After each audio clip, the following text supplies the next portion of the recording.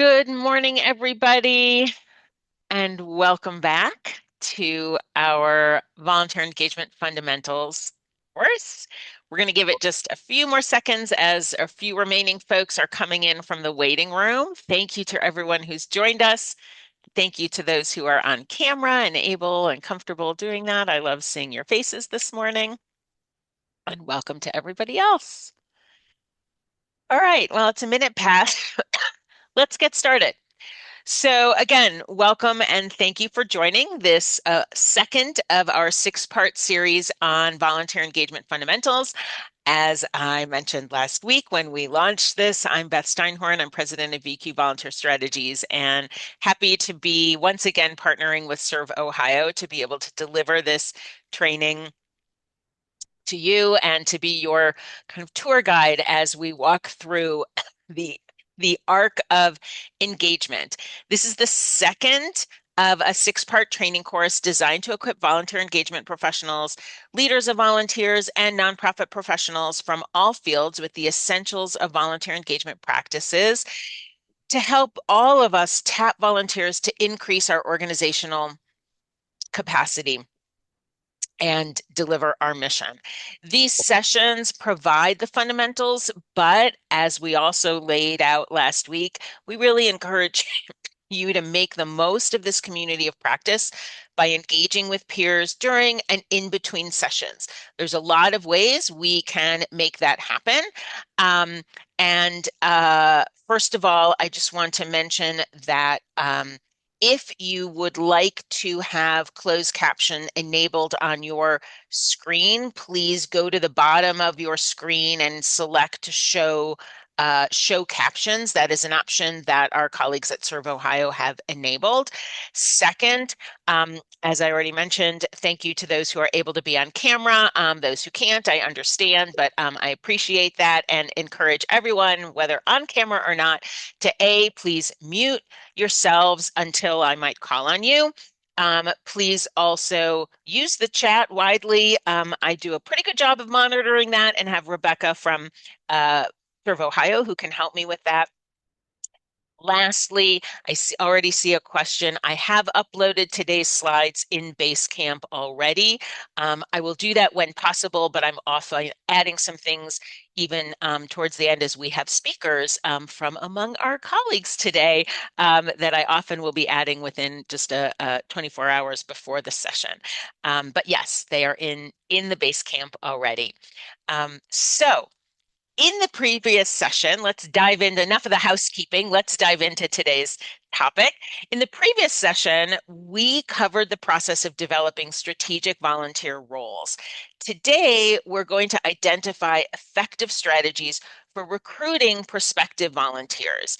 And I asked a little bit about that in Basecamp, and a few of you have answered. I think a few more came in since yesterday that I may or may not have read, but I was particularly intrigued with a couple early responses. So heads up to our colleagues who offered to speak a little bit about this. Tony, I hope you're on and can unmute. Tony Morgan shared a little bit about the literacy program, and I was particularly intrigued with this peer-to-peer approach. So Tony, if you're on, can you unmute and share a little bit about what you talked about in terms of effective recruitment strategies? Tony, are you here? Yes, I am here. Oh, Thank you great. so Thank you. much. I'm going to be showing up as Stan. He's actually my Yes. engagement coordinator, and we're all Okay. potted up around his laptop. But my name is Tony, and Phew, I'm I didn't over. see your name. I'm so glad you're here. Okay, go ahead. Yeah. Um, but I am over a program called Literacy Connections inside of a community action agency here in Ohio. We're located in Lebanon, Ohio, in the county of Warren County, and it's all 100% volunteer driven. We have about 50 literacy tutors who teach ESOL classes at our libraries, who are actually also our big funders of this program. And then we have tutors who work with adult basic education students. And we decided, and cannot take credit for this. One of our tutors came to us and said, you really need to get the tutors together more so we know each other. And so, what an opportunity, right? So, we decided, yes, we're going to start doing that. So, once a quarter, we will have a breakfast. We just got done having one on March 25th. We had a baked potato bar, and they come in, and I really try my best not to have some meeting where I'm speaking and my staff is speaking. I want them to speak to each other and share challenges and positives and all the good things they do with their students so they can learn from one another. And we've had an upwards of 25 to 30 people show up, and sometimes maybe just 14. But that's okay because they know that this will happen once a quarter and they can get together and just in an open forum and in a supportive way share ideas. So that is one thing that we did to try to do some recruitment, and we asked them to bring in another person who might be interested in our program. So when we have this sharing time and we're feeding everyone and we're talking and supporting one another, they're allowed to bring someone who might be interested in our program. And that has helped us. We have actually gained some tutors from this type of Nice. what we call tutor gathering. And then towards the end of 2025, I just kind of thought to myself, it's a busy time of year. People are always, getting together with their families, their friends, whatever. And we had a restaurant here in town that I know everybody knows of. So I thought, you know what? And I asked my staff, I said, let's run a tutor referral program. What do you think of that? And I said, they'll win a gift certificate at the local restaurant if one, when they bring us a tutor and we get an application filled out, we've done their background checks, we've done their reference checks, we've done an interview, and they've went through our tutor training. If they get through all of that and everything looks good and we bring him on as a tutor, whoever has the most tutors that they brought to us through the referral program wins the gift certificate of $50 to the local restaurant. And that has helped as well. Awesome. Awesome. Thank you. That is great. And I appreciate especially the thoughts about um, just the idea of building on something you're already doing and then inviting your existing volunteers to invite someone else. We know, and we're going to talk about this more today, peer-to-peer is so key. So I'm glad that's panning out for you, and I'm glad that it's reaped some benefits for you. And we don't even know how much more that is going to grow in the long run in terms of not just bringing in new volunteers, but creating buzz about the organization ongoingly. So really appreciate your sharing. Second, I wanted to call upon uh, Katie, who also shared a bit about her work. Sorry, I was trying to correct something in Basecamp while we were talking, but I obviously can't multitask. So, in any case, Let's go to Katie, who, if you're here, Katie, please unmute and let it be known that you're here. Because I was intrigued with what Katie was sharing. One of the things I think is really important for us to think about when we are considering recruitment is not just how do we get new people into the organization, but also how do we actually tap current volunteers for more? How do we how do we cultivate or try to transform one-time volunteers into ongoing? And so that's what Katie was talking about. So Katie, if you're on, can you share a little bit about what's worked for you in that regard? Yeah, I'm here. Thank Yay, good you. morning. Yes. Thank you. Yeah, sorry if I sound a little stuffed up. That's right. You said you weren't Yeah. feeling well. I'm glad that you're here. Thank you. No worries. Yeah. And I appreciate Tony sharing. I am curious if that restaurant was the Golden Lamb. I'm located down in Cincinnati, so I'm familiar with Lebanon. But um, I work remotely from Cincinnati for an organization in Denver, actually. So near you, Beth. Yep. And we provide a wide variety of programming. There's several different branches to our organization. And in the programs that I'm involved with, previously before jumping into a volunteer manager role, I was leading and planning trips and programming for our organization. And one of the things that I would do after a program had concluded, whether or not that was an online program or an in person program or a trip of some kind, in the follow up email that I would send, I would always include, along with the photo album and the feedback form and things like that, would be the a message just about, if you enjoyed our programming, we would love for you to think about volunteering with us. We have a wide variety of volunteer opportunities, and then include the link to our volunteer page where they can find out more information. To in that same little blurb, and then send that out with our follow-up materials. And I found that that was a really great way for folks who maybe didn't know, they were familiar with our maybe our virtual programs or events, but did not know that they were maybe able to volunteer where they are, because a lot of our volunteer opportunities are in fact remote. So it's more about bringing our kind of programming to where they live. And so that was a really, since they'd experienced it themselves, was a really popular idea. Like they really enjoyed that idea of being able to bring our programming where they live. Nice. Yeah. Thank you. Mhm. Thank you. I love that. I think that it is really important, again, to be thinking about recruitment, not just about new folks, but also how are we how are we building relationships and again extending our mission out and leveraging our best ambassadors for that, which are people who not only show an interest, but even those who might show up once. And we're able to do that through strategic communication. So thank you, Katie. Thank you, Tony. And hopefully um, uh, maybe next week this will inspire you to chime in on base camp, and I might tap you on the shoulder to see if you're willing to share some of your experiences in our opening slides.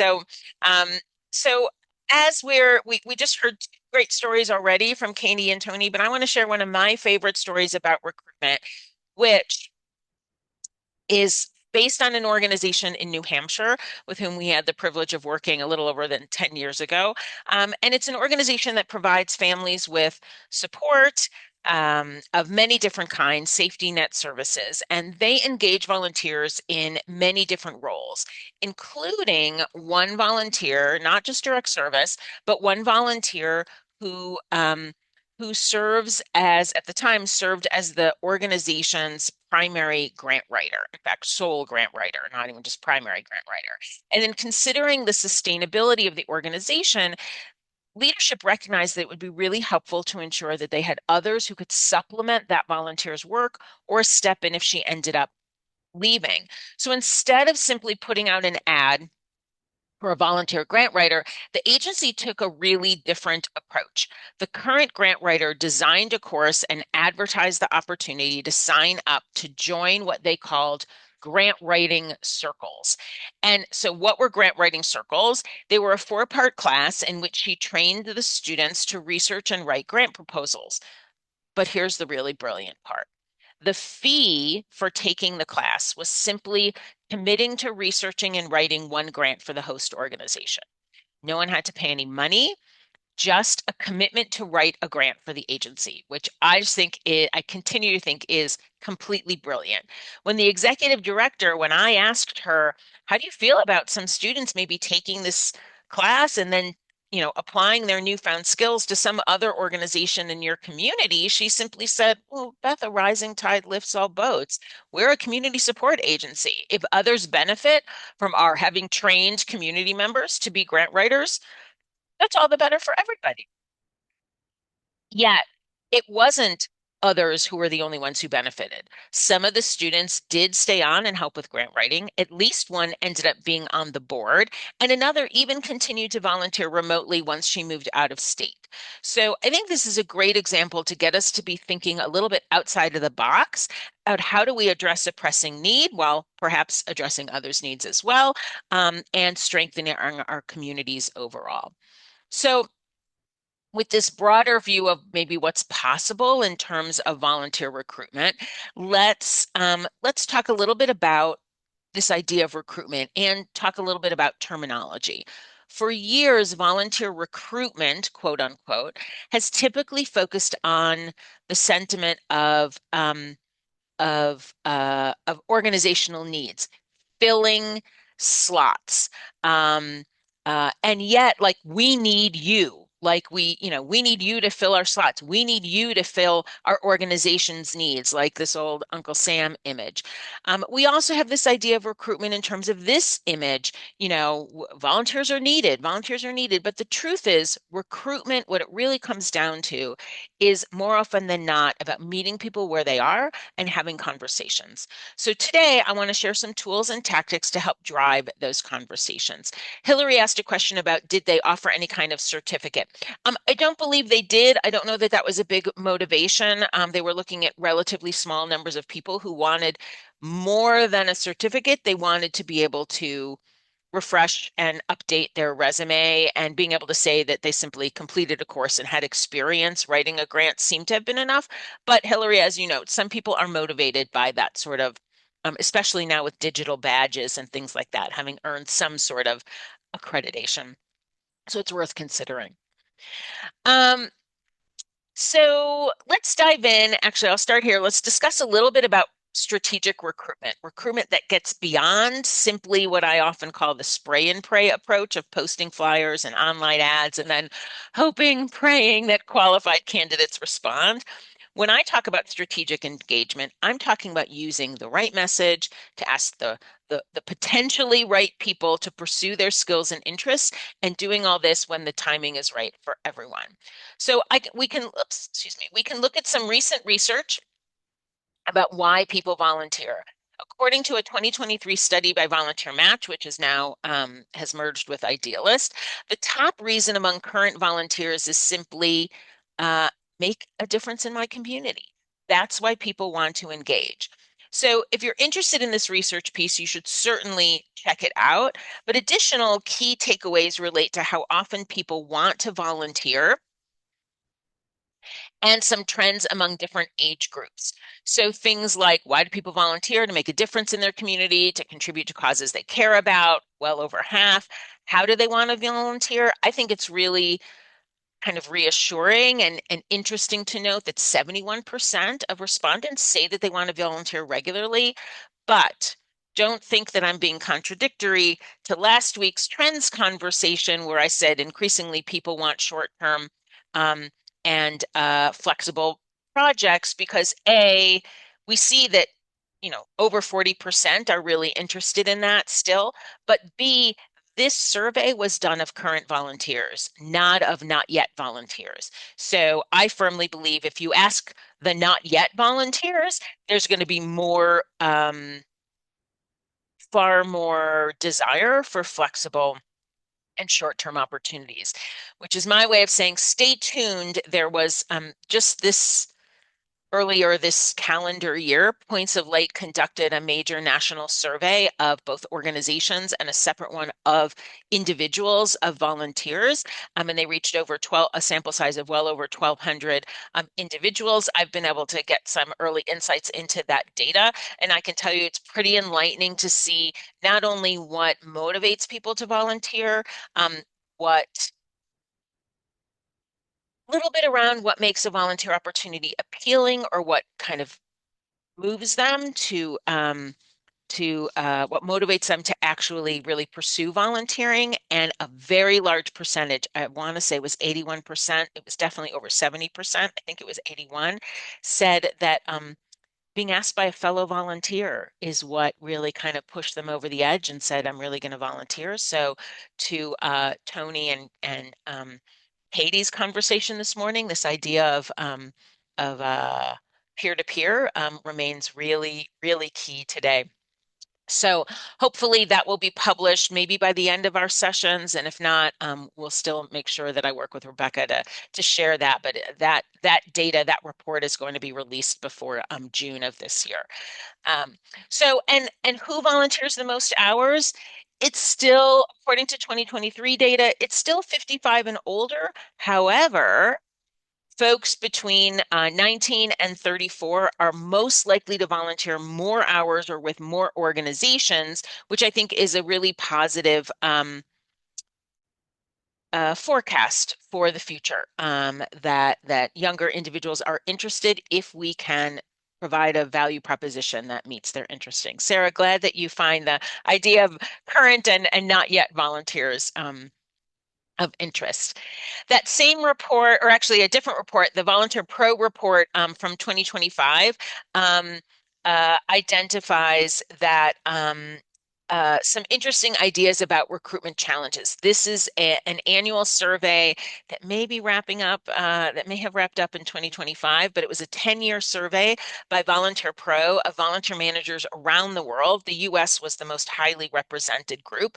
And for consistently over many, many years, when asked in an open-ended question, what's your biggest challenge? Recruitment was at the top or second, mostly at the top. One year it dropped below, just to the second position. But if you're feeling that you are challenged by recruitment, you're not alone. So are many of your colleagues.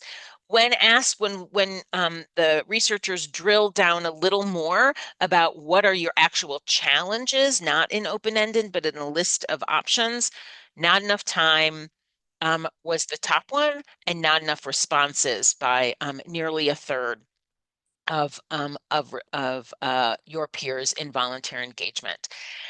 Interestingly, that same report highlighted some I think rather compelling other data points. Namely, there's a strong correlation between the percentage of time devoted to volunteer management and volunteer capacity. I mean, it's not shocking, but it's an important piece to know for advocacy. The more time we have a professional or an identified leader, paid or unpaid, dedicated and spending time on the volunteer engagement strategy, the more capacity we're going to have in terms of volunteer talent. Those who spend over 75% of their time on volunteer management reported that they were at full capacity in terms of volunteers, and those who spent less had more gaps, less filled spots, fewer filled spots.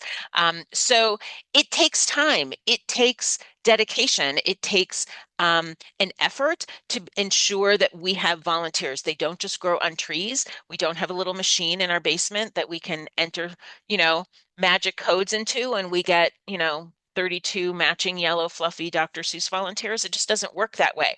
But it's up to us as leaders of volunteers to educate others that we need time, we need resources, and we need support to be able to recruit effectively.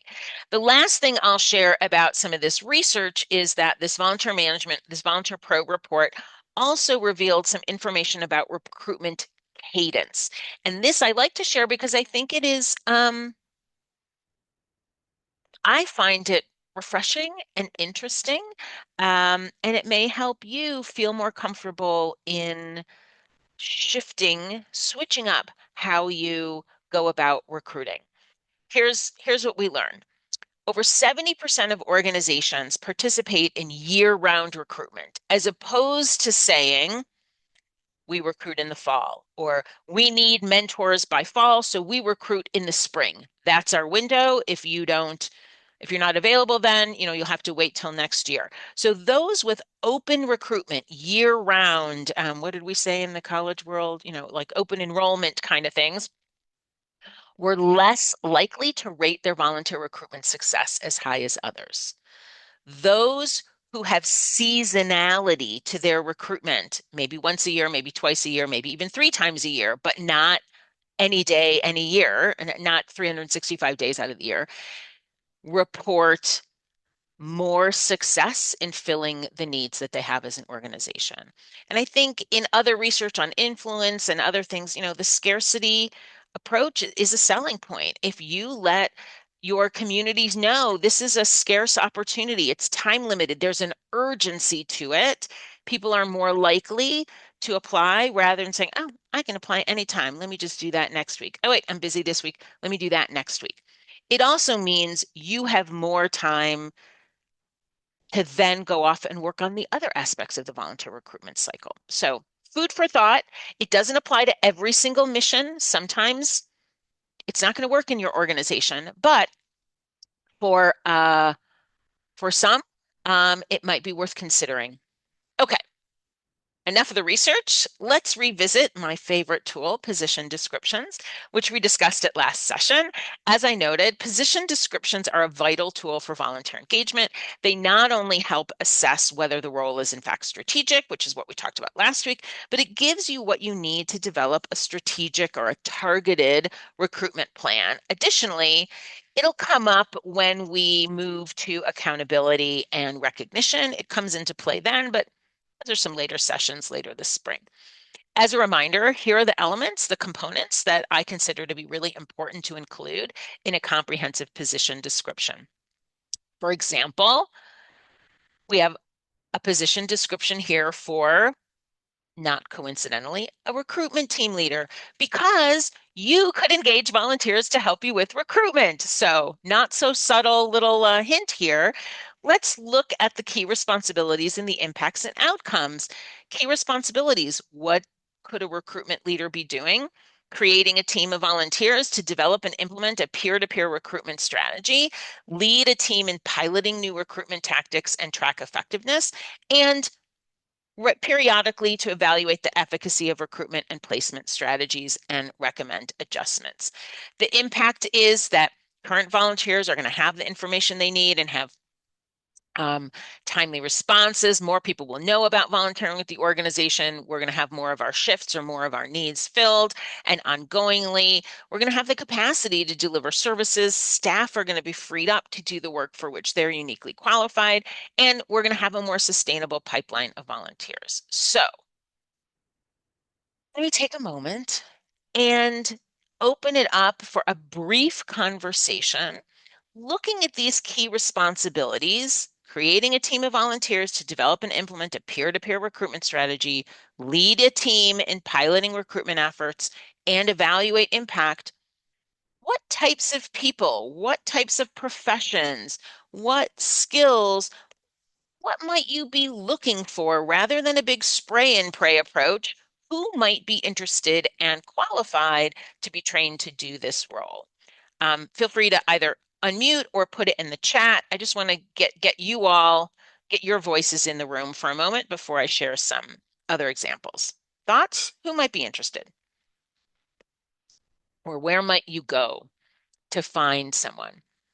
People in people-centric roles. Thank you, Hillary. Sales, marketing, real estate. I love that. I hadn't even thought of that. I love that. Military recruiters. I love that, Paul. In fact, when I worked with American Red Cross on their recruitment strategy for their volunteer engagement across the US and its territories around 8 years ago, we had, as some of the volunteers in our recruitment strategic team, we had corporate recruiters because it's transferable. So military recruiters, corporate recruiters, great. Someone who's been volunteering for a while who might want a larger role. I love it. Looking internally for someone who might want to move up. Teachers, nurses, and social workers, churches, yep. Retirees from these careers, exactly. Stay-at-home moms who may want to do something that either gets them out or who also may know a lot of people and be able to do things flexibly while kind of volunteering from home. Um, Love that. So lots of great ideas. Let me help. Oh, keep going. Yeah, keep those ideas going. I'm not going to cut them off, but I'm going to keep our slides moving along. And I want to share some questions that I go through in my head and work with clients to consider when they are developing a targeted recruitment plan, starting with the position description, asking questions like, who would have the skills and interests to do this assignment? Then going further, where do we find them? Who knows them? Because again, you don't have to know everyone. You could find contacts to help you get to those folks. And then what information would that prospective volunteer need to make an informed decision. And remember, the informed decision is not necessarily, am I going to volunteer here or not? It's simply, am I intrigued enough to want to learn more? Do I want to click through on that ad that I saw online? Do I want to respond to this email? Do I want to accept this coffee invitation with someone who's currently volunteering there? Do I want to maybe go up to the speaker if someone's coming from a speakers bureau or something like that, um, and have some conversation if they're here at my clubs or retirees lunch or something like that. So what information do they need? Because it's all about curating information so that we're not making them drink from a fire hose, but are intriguing them enough to want to learn more. The next step is, of course, to equip our messengers, our talent scouts, with the right messages.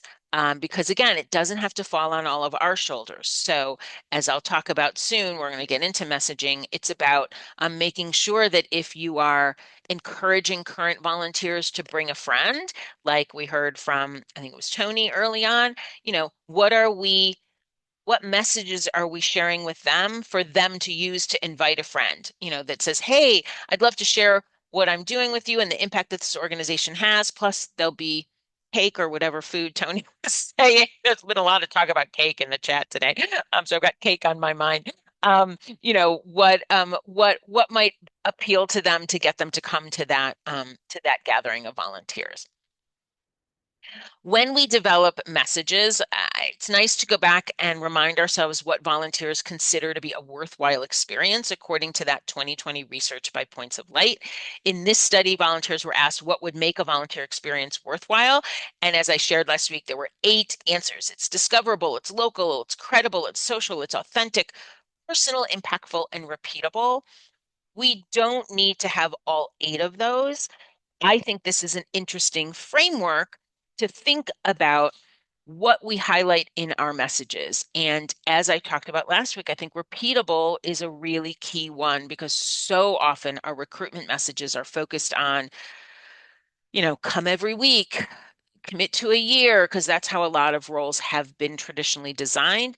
Maybe this is about come once and check it out because maybe they can then repeat that opportunity. I also think a key piece, as I'll share, is the impact. How are we leading with impact? So, to get started on writing an effective recruitment message, I have a little formula to guide the work, all based on the recognition that volunteers are motivated, as we saw from the research, first and foremost, by the chance to make a tangible impact. The formula is to start by writing about 3 sentences, each describing not each sentence, 3 sentences for each of the following. 1, the impact of volunteer work. How do volunteers help your animal shelter, legal services program, food pantry achieve its mission? Or sorry, what's the impact of the volunteer role? What would this position, like that recruitment role, do? Then what's the impact overall of the organization? And then describe the actual tasks and commitment. To be clear, 9 sentences it's far too long for an ad and likely too long even for an email recruitment. But these 9 sentences are really designed to give you the basics from which you can select the most important nuggets of information to communicate enough information to inspire the prospective volunteer to want to learn more. Selecting the compelling pieces of information from your 9 sentences as long as we lead with impact.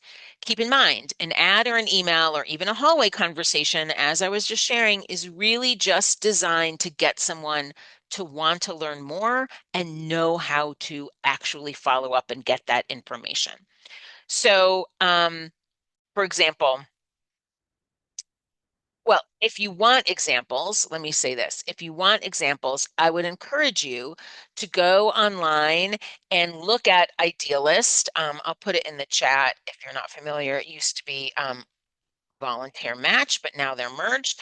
Idealist.org is a whole national search engine. Rebecca's going to be sharing shortly a state-based one as well.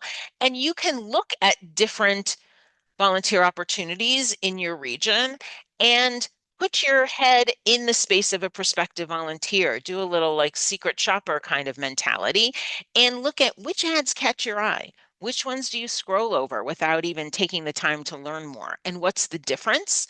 Because that is really going to be that will help you determine how you might want to structure an ad. And when we go into breakout groups today, we'll be diving a little deeper around messaging. Once you have your recruitment messages, where do you share them?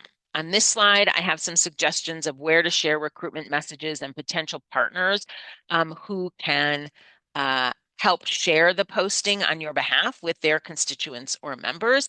There's a lot of lists, a lot of items here. Feel free to put in the chat anything that isn't on this list if you'd like. But think about these not just as outlets, but as potential partners, right? Public health and medical providers. How are you?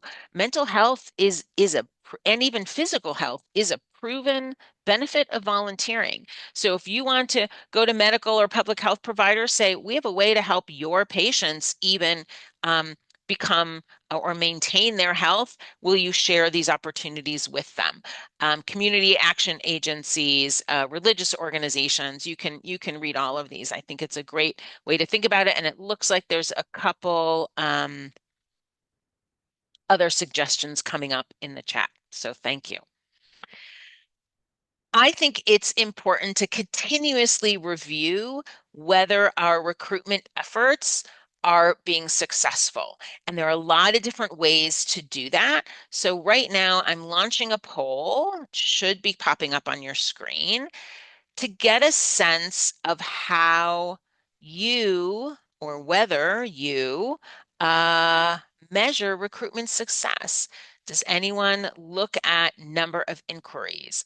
Are we looking back in the pipeline of or the sort of process flow of activities, um, number of inquiries, number of applications, number of placed volunteers?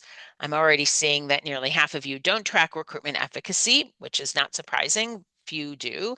And if it's other, feel free to put something in the chat. So looks like we have over half. We're getting to close to 3/4 of our respondents. I'm going to give you just a few more seconds to reply. Matt added number of projects and client services provided year over year. I'm so intrigued by that, Matt, and would love to have a conversation about that. But here's what's intriguing to me. Often that's considered a volunteer measure of volunteer engagement or volunteer involvement. But I really love that you are actually putting that into the discussion around recruitment success. If we've been successful in recruiting, we're going to have better outcomes and we're going to be able to reach more people. So I love that. Um, okay, we have almost 80% of folks responding. So I'm going to end the poll in 3, 2, 1. Okay, and now I'm sharing the results. Interesting, Hillary. I appreciate you saying we don't even have time to track the efficacy. So my not to flip answer, my very sincere answer to that, Hillary, is maybe you can engage a volunteer who likes data to help you design some evaluation around that, free you up to do the work that you're uniquely qualified to do, and maybe get some help in your capacity. So we had a couple people respond with a number of inquiries, a few more number of applications. Most, which is half of you who responded, who track. It's about number of placed volunteers, and yet also almost half don't track recruitment efficacy at all. So let's talk a little bit about how to track and what would be the benefits of tracking uh, your volunteer recruitment success. Just because these things are on the slide doesn't mean that I recommend tracking all of these things. Rather, we need to make sure that what we track is meaningful, not just measurable.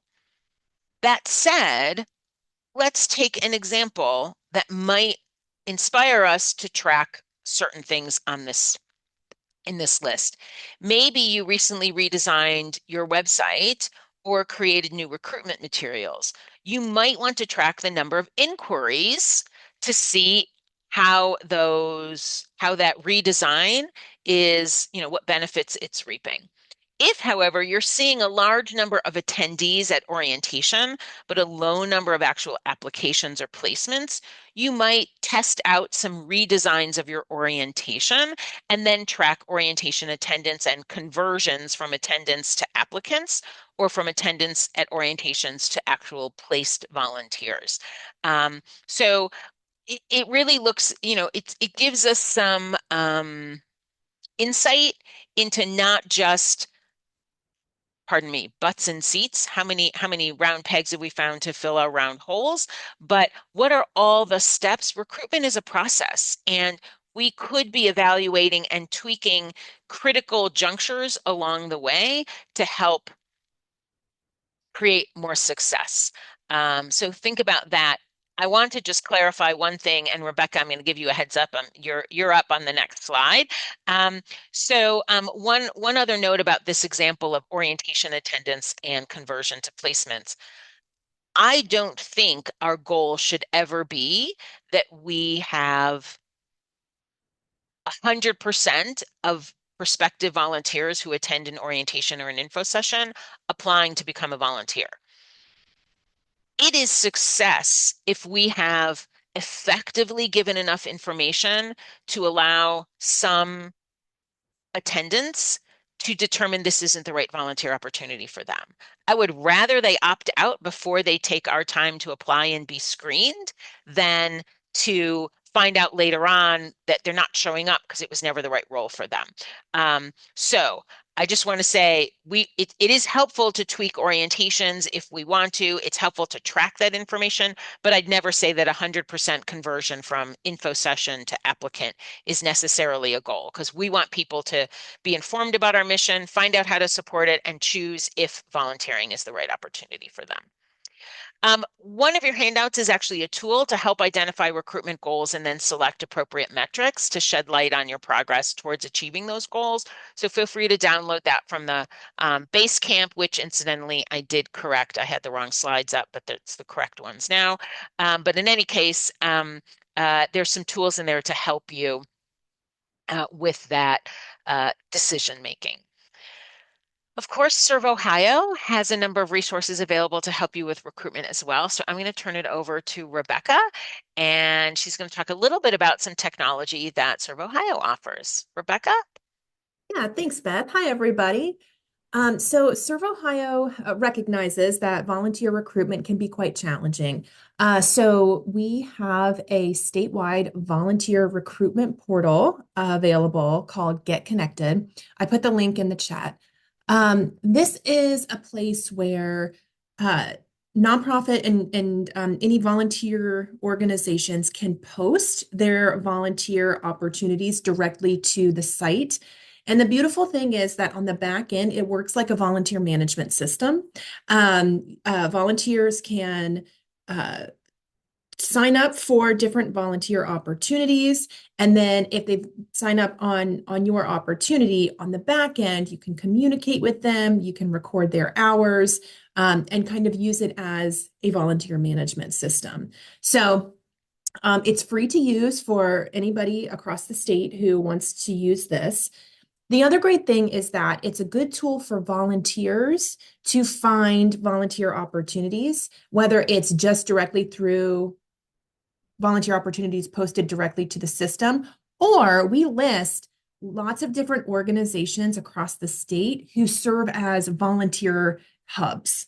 So there are United Ways, and other types of volunteer centers that list volunteer opportunities regionally. And so, Beth, if you go up to that red ribbon at the top and kind of say, click here to find your volunteer center. On this page, we actually list out by region the different kind of volunteer connector organizations across the state for volunteers. So again, if you are in these different counties and you are not connecting with these organizations that also serve as volunteer connectors, I encourage you to reach out to these organizations to see how you might be able to post your volunteer opportunities directly with them in addition, posting directly with Serve Ohio, who acts as that connector as well. So happy to have additional conversations with folks about how you can utilize Get Connected or making introductions to these kind of regional volunteer centers across the state. But this is always a resource available to you, and reach out if you want to learn more. Thanks, Rebecca. And yeah, I encourage you all to check that out. One of the many, many great benefits that Serve Ohio offers. So I want to go back to some terminology here. Though we often use the terms recruitment and cultivation interchangeably, there's a subtle and, in my mind, very important difference between them. Recruitment, which is a commonly used word, evokes an approach that is very externally focused. And I've already kind of shared that. It's about getting, new folks to your organization. It tends to focus on bringing in people from the outside. And in that case, success is measured often by counting the number of new recruits or filled positions. But cultivation, conversely, focuses on relationships. It's intentionally borrowed from fund development because fundraisers have long known that you can't just recruit a donor and check it off the list, right? You have to nurture that relationship ongoingly. And volunteers, it's the same thing. Whether we seek to have someone contribute their money or their time, developing and nurturing that relationship with the individual is really, really vital.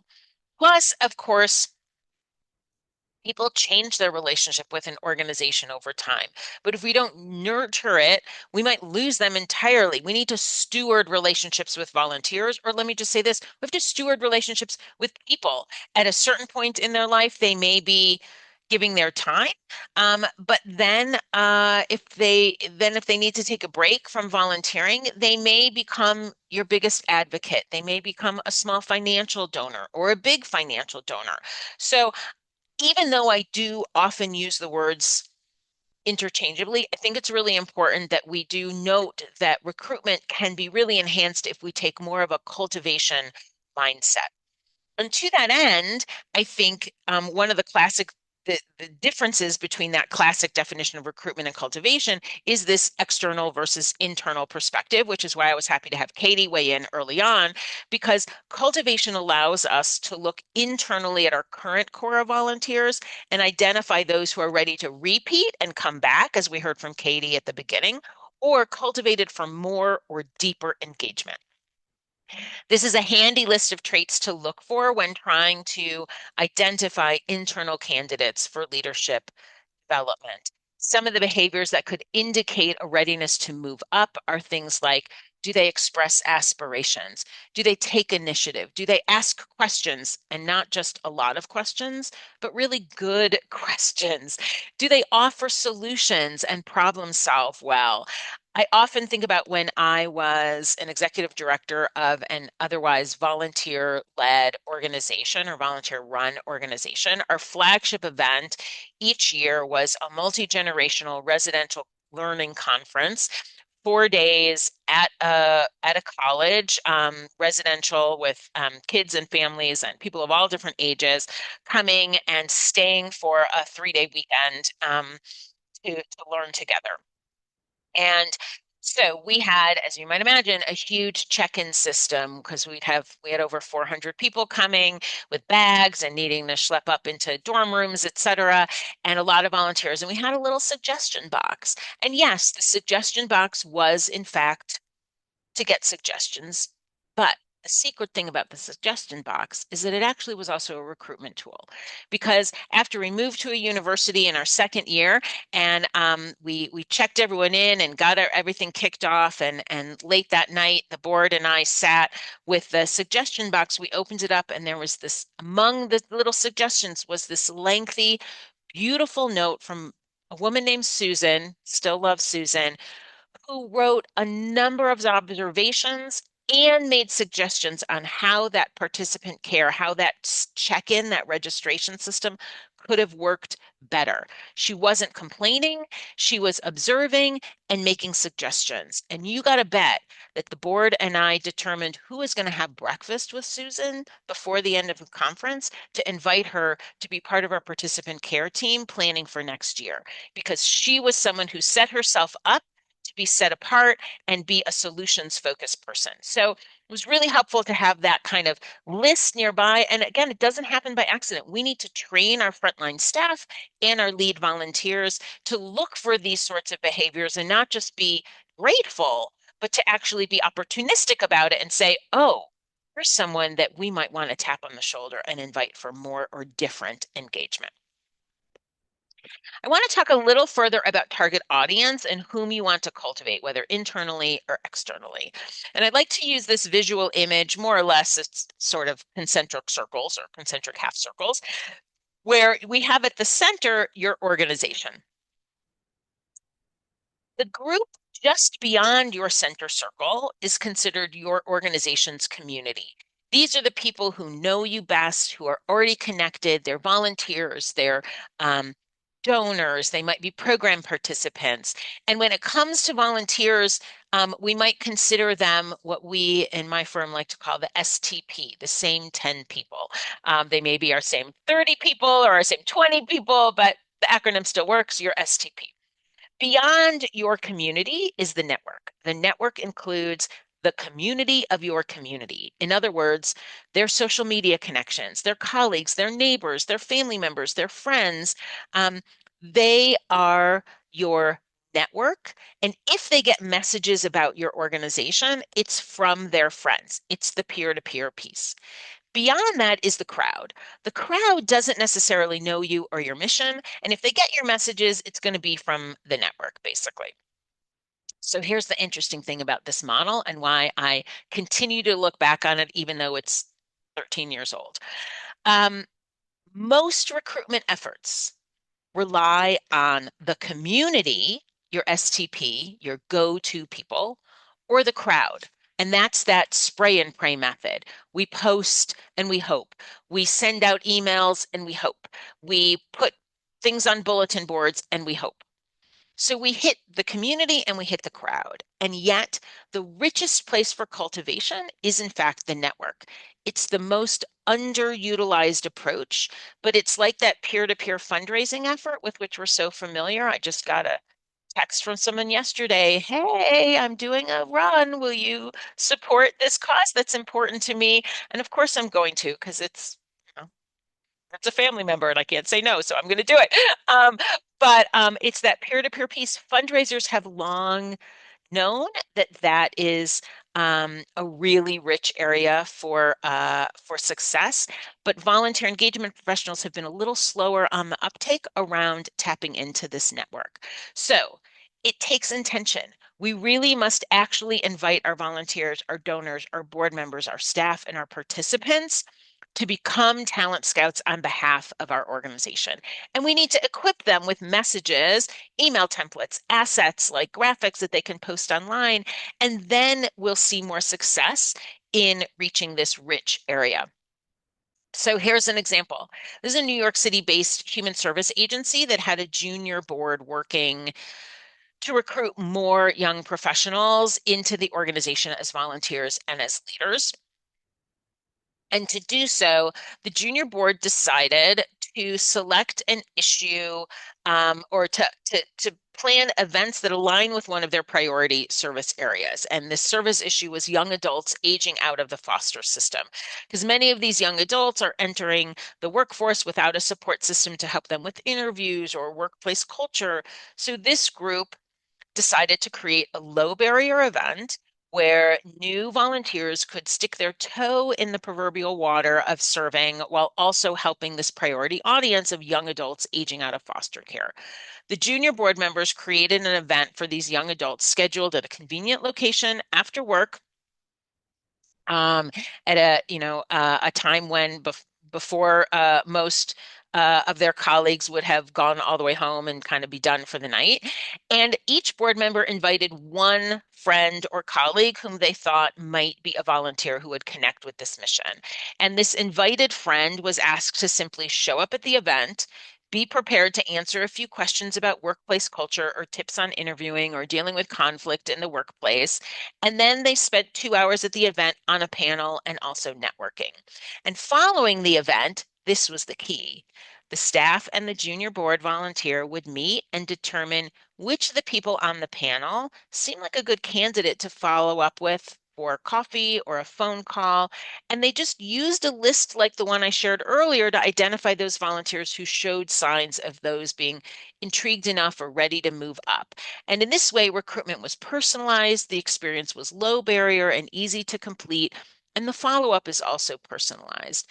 So I don't think that, you know, I'm not suggesting we have capacity to do this with every effort, but I'm sharing these stories to maybe inspire you to look at how could you further tap your current volunteers and leverage them to reach into their networks on your behalf and promote the opportunities. Because again, according to this recent research by Points of Light that's soon to be published, I believe it was 81% of volunteers said one of the things that would really make them inspire them to get involved, if it's something that is impactful, is being asked by a fellow volunteer. That ask Hey, is very, very powerful.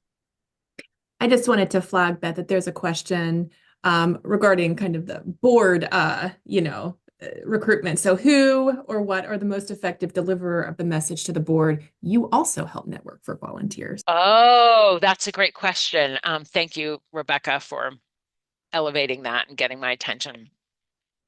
Well, I think it depends on the each organization. If you already have visibility to your board, then you certainly can ask your board to help recruit.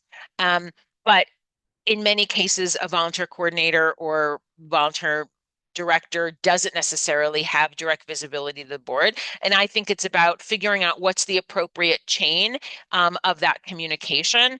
That said, even organizations that don't, where the volunteer coordinator doesn't necessarily make regular presentations to the board, there are often events where board members are encouraged to attend, whether they be recognition events or I work with a lot of animal shelters, and often boards will show up to help on big spay neuter days.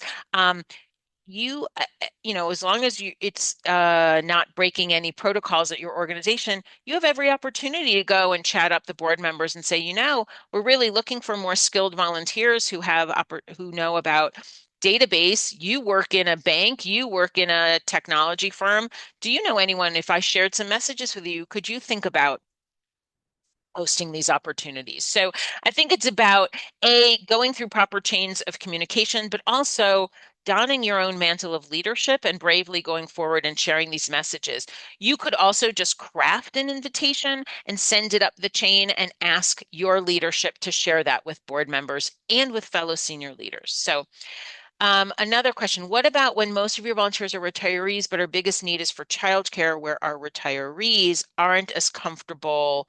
Suggestions. Well, I think that again, what I'd suggest to you, Hillary, is you need to think about who is what persona are you looking for? Are you looking for younger volunteers who have XYZ experience, maybe students in getting education degrees, and then think about who are these folks, who knows them, where would you find them, and how are we going to reach them? So I think that's an important thing to consider. Let's go back to this board question, actually. Board, chapter leadership, key volunteers. If you're going to train volunteers and staff to recruit others to engage with your organization, you can train them on how to have these kind of exploratory conversations. And one of the classic questions is one that's designed to get beyond that. Can you fill this position? Can you do this thing that we want you to do? Can you be the round peg to fill our round hole? And instead, train our fellow staff members, our volunteers, our board members who are volunteers to get beyond that yes, no answer or a yes, no type of question. Can you do this? The only answers are yes and no, or maybe not now. But if we really want to shift from recruitment to cultivation, this is the question that I think is more powerful. What are the skills and talents you'd gladly share with us if we could make it possible and if it fits our strategic priorities?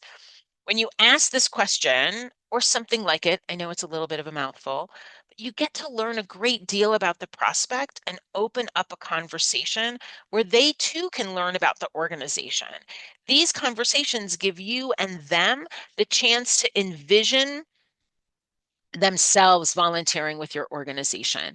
I think of an example of a human service agency just right across from my office that had a volunteer who was recently retired show up, recently moved to the Denver area, said he wanted to work on their Lunchbox Express program, which is a summer program targeting neighborhoods with high percentage of free and reduced lunch families in terms of their schools.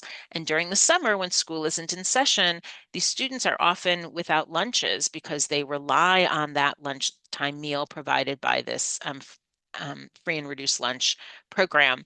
So Lunchbox Express is a little school bus that's been fitted with lunches, and they go out to these areas and give away lunches at local parks and also books and things like that. So this gentleman wanted to work on the Lunchbox Express program. But Nancy, the volunteer director, also took the time to say, great, we'd love to have you, but tell me about your background. What are the skills? What did you told me you just retired. What was your work? And he turned out he was a recently retired civilian employee for the Department of Defense doing compliance work all over the world. She was like, wow, would you be interested in working in our HR department around some of our compliance? And he said, well, not during the summer because I really want to ride that school bus, but during the school year, I'd be happy to do that. And she never would have, that wasn't even a position that existed, but she connected him with their HR professionals. And it was only because she asked that question, not just, great, let me check you off the list. You're going to be a new Lunchbox Express person, but gosh, you have these other skills, you're willing to share them. We'd love for you to come in at your convenience, once a week, whatever it is, to work with our HR department because he had a lifetime of experience with that. I'll walk through just a couple other quick notes about these exploratory conversations that I actually learned from a CEO of a large national health organization. Um, it embraces the idea of thinking about, who's going to have exploratory conversations if you're not just looking for someone to show up and hand out water at a fundraising walk, but if you're looking for someone to help in some of these skills-based roles, like we talked about last week, a database consultant, a marketing assistant or intern, uh, um, a coach for one of your staff members, perhaps, or a curriculum development consultant. You want to think about who has the conversation, whether you hope to recruit a professional as a corporate partner or perhaps reach out to your local retired teacher association. Having the right person is really going to help increase your chances of success. So what information does that person need? And most importantly, where are you tracking all of this information? Because the last thing you want is to have three different staff members approaching the same corporate department repeatedly. And finally, and this is the what the CEO of this large health organization shared as a nice little formula, I should say, that you might train board members or other volunteers to leverage, which is to first encourage your volunteer recruiters to develop a story of their own why for volunteering with the organization. Maybe it's a personal connection to the mission or a chance to use their skills or gain new ones. Make sure that they know the impact of the organization as a whole and can describe it briefly. And then together, that creates a real compelling story that enables the prospective volunteer to envision how they might share their personal skills to be able to contribute to this overall mission. So some organizations provide this at a leadership retreat, a training session, or a board retreat, and others really just use this when they're working with recruitment volunteers in a more informal way. But it's a nice way to help demystify the recruitment process.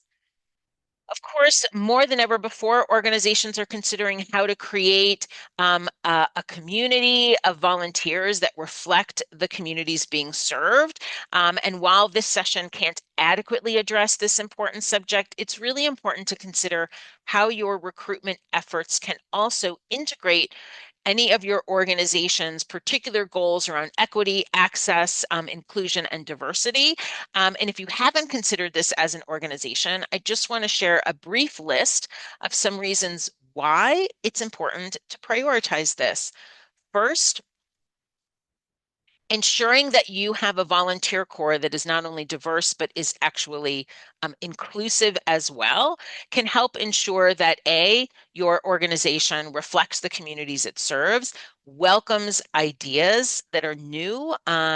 It can also provide more culturally relevant services depending on the areas, the communities you serve.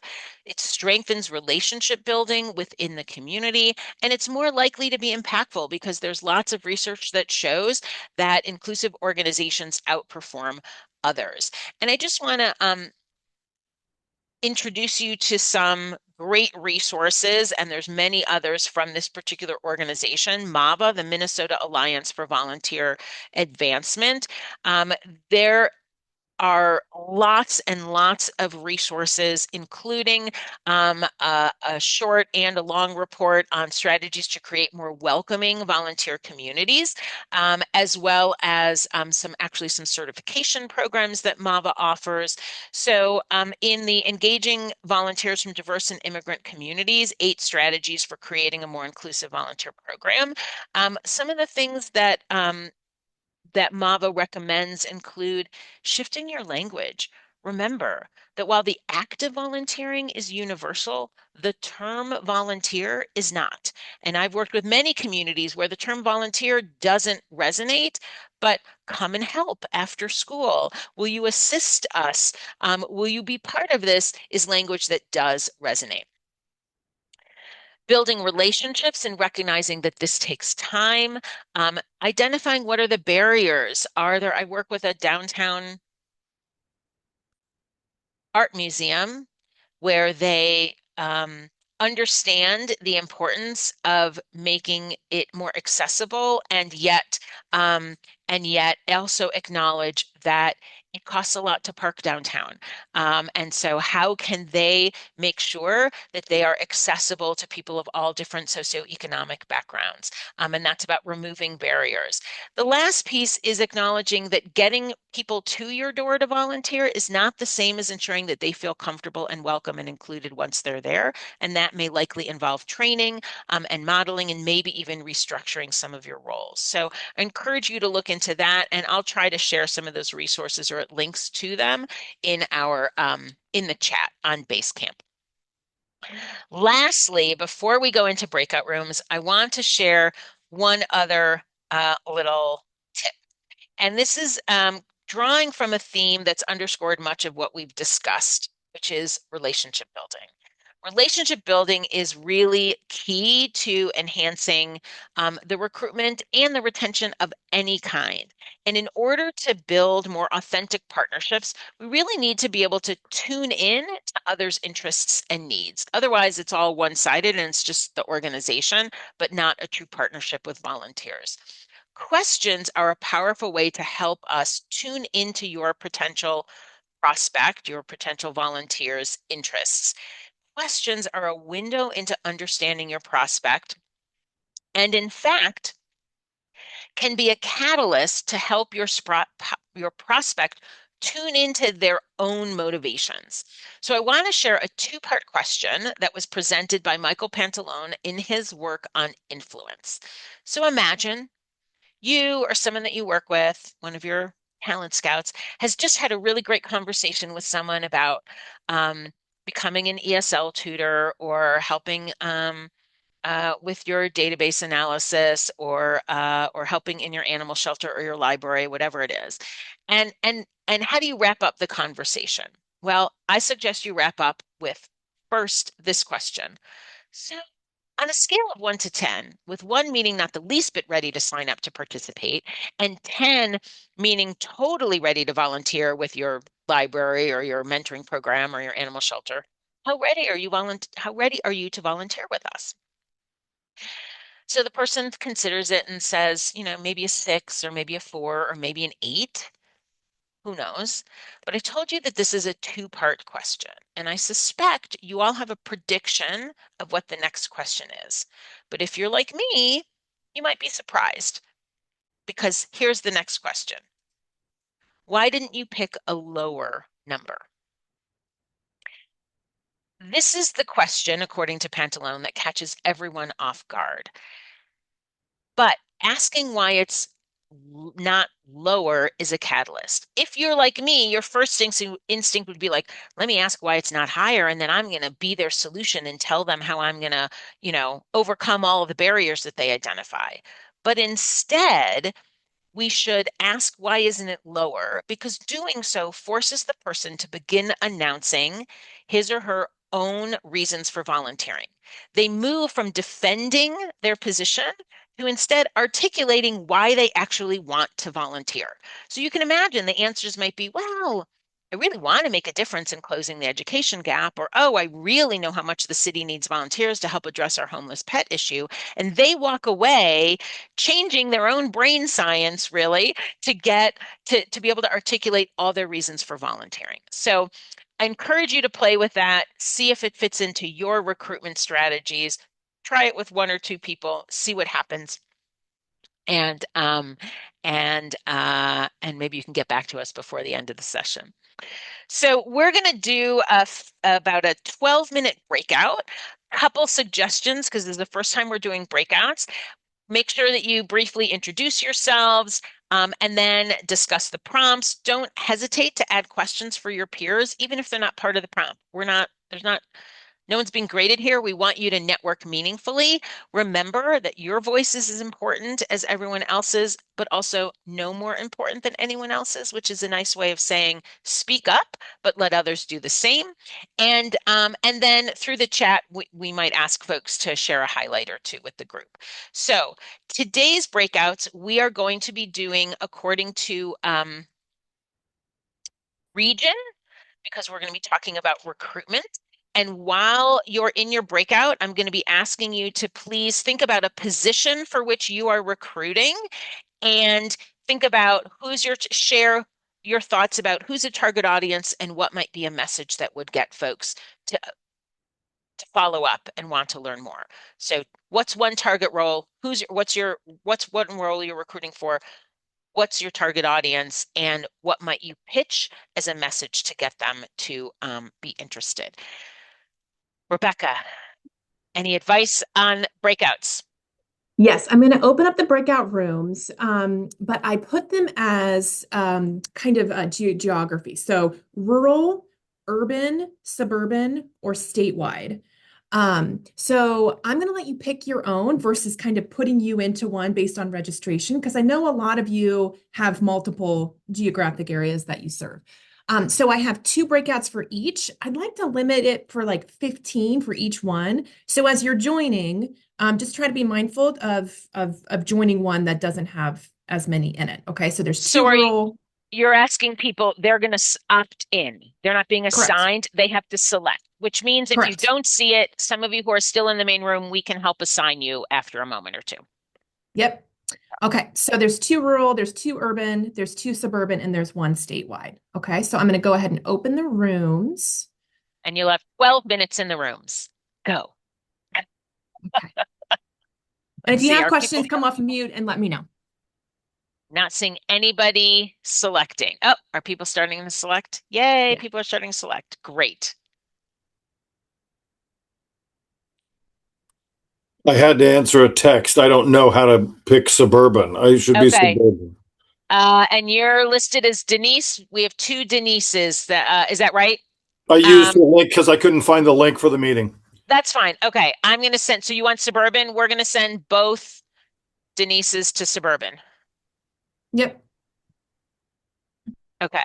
I don't see where to select. Wait, who is that? Who is talking? Karen, where do you want? We have two Karen Browns. Is it Karen Brown or Karen Rogers? Karen Rogers. Rogers, Karen, where do you want to go? Which is appropriate to you? suburban. Okay. Sending you there. Oops, I sent you the wrong one. Okay. Thank I you. mean, it's fine. She went to Suburban, just the bigger one. Who else? Reynard, where should we send you? And statewide, you can pick Marcina, pick which one works. Oh, Reynard, which I one should just we sent. send you it, to? it I don't just want. sent. Hi, Right. I'm sorry. Oh, it don't matter. So I'm calling. My question is what we're already talking about. I wanted to know what's the Oh, best practice. well, at the moment, I want to make sure, sorry to put, we need to get I got it, everyone Beth. to, you got it? Yep, I got Okay. it.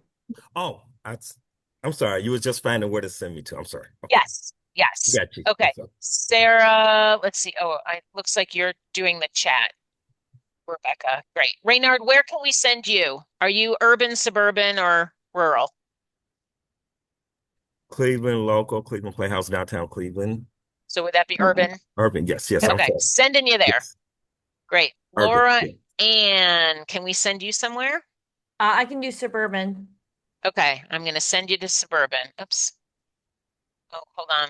I got two people in, I think. Laura Ann, I'm sending you to the smaller suburban one. Great.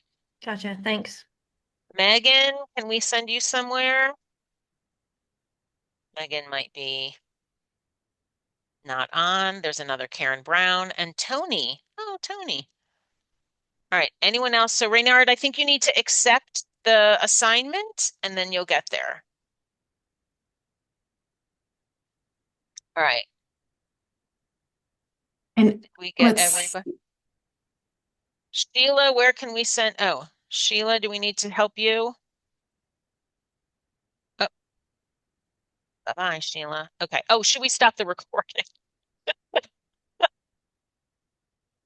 If you want to restart the. Welcome back, everybody. Thanks to those whose rooms I was able to visit briefly. Lots of great conversation from what I heard, and hopefully much more that I didn't get to hear. We're not going to do a report out. We only have 4 minutes left, and we have some important announcements about grant opportunities as well. So stay on. But if you'd like to share in the chat, one maybe recruitment approach that came up that or one thing that you learned, an aha moment from your group, maybe we'll do that, an aha moment that you learned. Feel free to add that to the chat, and we'll also be able to have some opportunities to share that in Basecamp. But for right now, I'd like to kind of bring us home and share a few key takeaways that I encourage you to keep in mind as you move forward in developing your recruitment efforts. Remember that a well-crafted position description is a vital tool to help you inform a an intentional and strategic recruitment plan. Think about goals and what are the metrics that will help you evaluate if these efforts are actually reaping the results that you're seeking. Don't measure everything, measure what's meaningful for the time that it remains meaningful. And then you may move on to looking at other areas of your recruitment efforts. Remember that cultivation is not just about recruiting, but about sustaining relationships. So think about that relationship building aspect. And you don't have to do it all alone. You can equip current volunteers, donors, other staff members to act as ambassadors and talent scouts on behalf of your organization. And that there are actual techniques, to be perfectly honest, borrowed from sales, because that's what we're doing. We're selling people on sharing their time, and that's a valuable resource in order to help not just you understand your prospect, but to help your prospect understand their own needs and desires as well. So I encourage you to develop a recruitment plan or recruitment message if you'd like to before next session. And we'll have time to talk about more on Basecamp, but I want to give Rebecca the last 2 minutes to share some information about grants. Yeah, thanks, Beth. So I just wanted to share two grant opportunities that Serve Ohio currently has available. The first grant opportunity is for service project grants organized for Serve Ohio Day. So Serve Ohio has 4 different days of service that we support per year. And Serve Ohio Day is a day happening in June. And Serve Ohio Day corresponds with kind of the summer solstice, which is the longest day of daylight for folks to volunteer. So projects can happen anytime in the month of June. And these are grants up to $1,000 to support a volunteer project or some sort of volunteer effort within your community. So I encourage you to check that out. I put the link in the chat. And those grants are due by April 17th. So encourage you to look into that if you're interested. The other grant opportunity that Serve Ohio currently has available is for AmeriCorps grants for FY26. So if you have ever been curious about what it might look like to have an AmeriCorps program within your organization, we currently have those grants available, and we have lots of training and technical assistance uh, sessions coming up over the next couple of weeks. So the link is there in the chat as well, and happy to have conversations with folks if you're interested in either of those opportunities. Thanks, Rebecca. And just a reminder, we'll reconvene next Thursday. Can't believe it's already April 9th to talk about screening and placement. And it is 1/2 past now, so we certainly understand many of you need to leave, and we'll post the recording. So thank you all. That said, after we stop the recording, if anyone has a question that we didn't have time to answer, I'm happy to stay on for a minute or two and answer those because we had a lot to cover today. So thank you all so much. We're going to cut off the recording. And if anyone has a question, we're happy to field them.